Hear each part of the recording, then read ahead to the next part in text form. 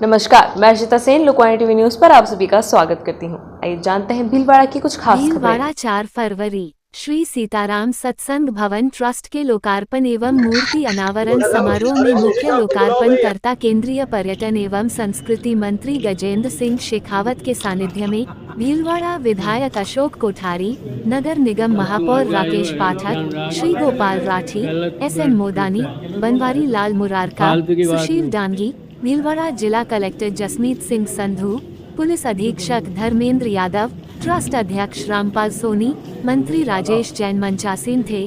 सीताराम सत्संग भवन के ट्रस्टियों ने अतिथियों के मेवाड़ी पगड़ी बांधकर स्मृति चिन्ह भेंट किए। इस अवसर पर गजेंद्र सिंह शेखावत ने भीलवाड़ा जुड़ाव की बात करते हुए अपना उद्बोधन दिया। उन्होंने कहा कि प्रधानमंत्री नरेंद्र मोदी के नेतृत्व में भारत का सांस्कृतिक पुनर्जागरण का दौर चल रहा है। आज विश्व की नजरें भारत पर है। उन्होंने कहा कि जो देता है वह देवत्व को प्राप्त करता है। दान भारत की संस्कृति में रचा बचा है। जो कमाया उसे कुछ दान करे। यह भावना पुरातन काल से ही भारत में चली आ रही है। भारत की संस्कृति दुनिया की एकमात्र संस्कृति है जिसमें दान को अति महत्व दिया गया है। भीलवाड़ा में भी सीताराम सत्संग भवन की परंपरा के अनुसार भामाशाहों के सहयोग से अनूठा सेवा कार्य इस धर्मशाला के रूप में निर्माण में किया गया है। कार्यक्रम के दौरान सीताराम धर्मशाला ट्रस्ट की ओर से सीताराम जी महाराज के जीवन पर डॉक्यूमेंट्री फिल्म को भी दर्शाया गया। इस अवसर पर सीताराम धर्मशाला ट्रस्ट अध्यक्ष रामपाल सोनी ने कहा कि 50 वर्ष पूर्व धर्मशाला का निर्माण कराया गया जो जर्जर अवस्था में पहुंच गई थी। 2023 से शुरू किए गए धर्मशाला के भवन को मात्र 1.5 साल में पूरा कर लिया गया, जिसमें 50 कमरों के साथ साथ इस धर्मशाला को पूरी तरह से आधुनिक धर्मशाला बनाया गया है, जिसमें 3600 स्क्वायर फीट पर निर्माण करा मात्र 1.5 वर्ष में पूर्ण किया गया। 10 करोड़ की लागत से बनाई गई धर्मशाला में 21 AC कमरे व 21 नॉन AC कमरे,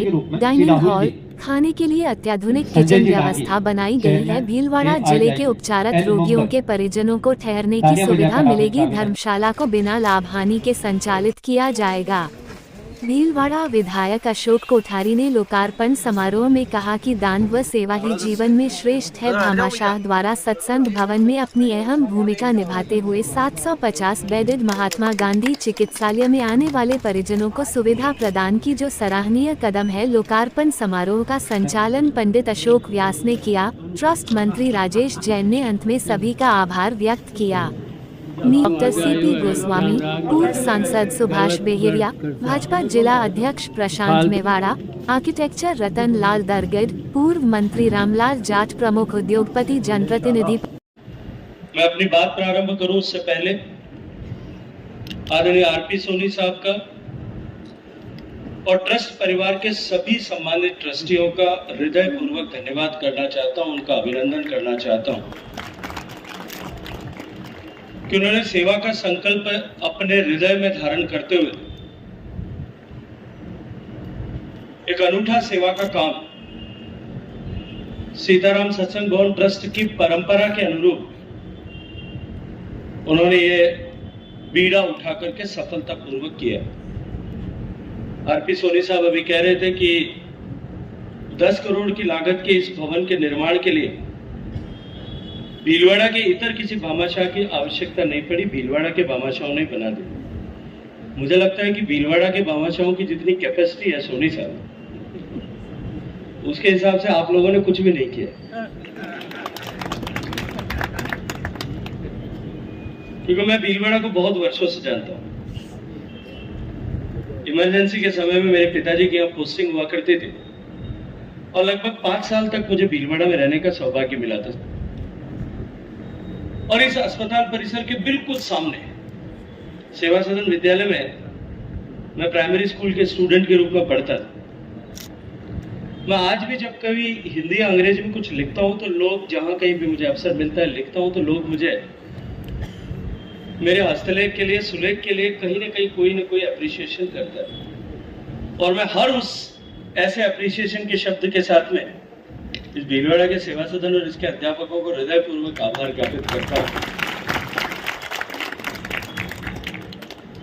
जब आदरणीय सोनी साहब ने मुझे निमंत्रित किया था, कार्यक्रम की तिथि पहले 31 तारीख थी जब हम लोग सब साथ यहाँ आने वाले थे, लेकिन एकाएक बदली परिस्थितियां, दिल्ली के चुनाव और इन सब व्यस्तताओं के चलते हुए आना संभव नहीं था। मैंने आदरणीय सोनी साहब से आग्रह किया कि 31 को मैं किसी भी सूरत में नहीं निकल पाऊंगा, तो उन्होंने कहा तारीख बदल देंगे, दूसरी तारीख आज बताओ, आपको आना तो पड़ेगा।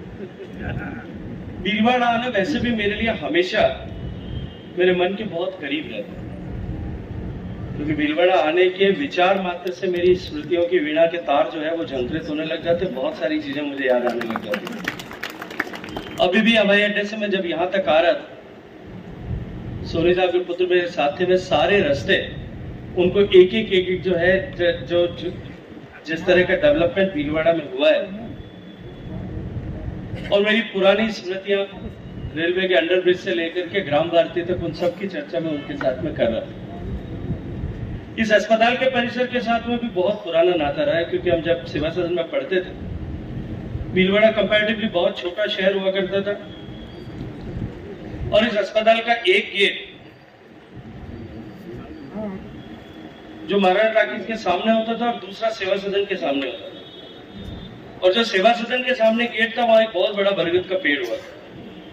कोने पे डॉक्टर सोलोमन साहब, मुझे अगर ठीक नाम याद है तो सोलोमन साहब का घर हुआ करता, बड़ा सा घर था सोलोमन साहब का, और उसके नीचे बहुत सारे जो है चना और वो कुछ टॉफीज बेचने वाले, उस जमाने में जो छोटी छोटी टॉफी होती थी, कैडबरीज होती थी, वो ऑरेंज शेप की गोली होती थी, वो बेचने वाले वहां बैठा करते थे।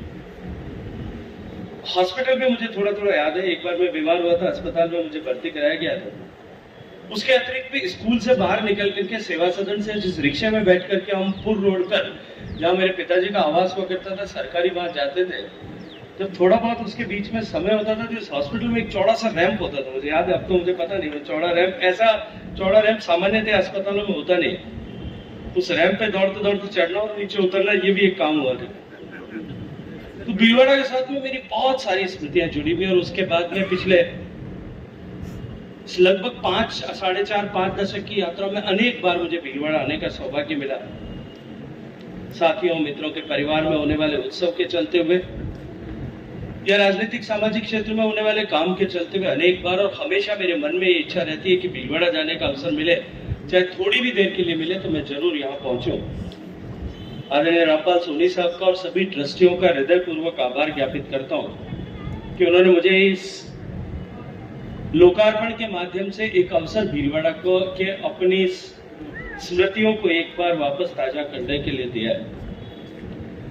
तो भारत की संस्कृति में दान देना मनुष्य का कर्तव्य ऐसा समझा गया था। अभी उद्घोषक महोदय भी उसकी चर्चा कर रहे थे कि दान मन की पवित्रता के लिए होता है। राष्ट्रकवि रामधारी सिंह दिनकर ने रश्मिरथी जब लिखी, उसमें भी उन्होंने लिखा, दान मनुष्य का प्रकृत नियम है, दान जगत का प्रकृत नियम है, मनुष्य व्यर्थ डरता है। समय आने पे हम सबको सब कुछ देना पड़ता है। और उन्होंने आगे लिखा, बचते वही समय पर जो सर्वस्व दान करते हैं, आखिर तो सबको ही मरना होता है। तो पत्ते भी पेड़ पर लगे होते हैं, अगर वो समय पर पेड़ का फल देने में अगर सहयोगी न हो तो